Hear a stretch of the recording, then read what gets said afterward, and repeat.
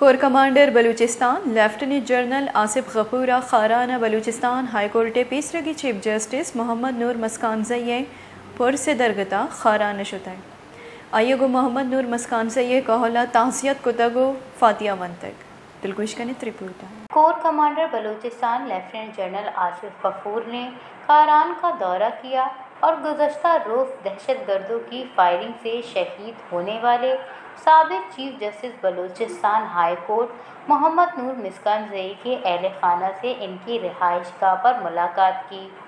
شہید کے ایصال ثواب کے لیے فاتحہ خوانی اور بلند درجات کے لیے خصوصی دعا کی۔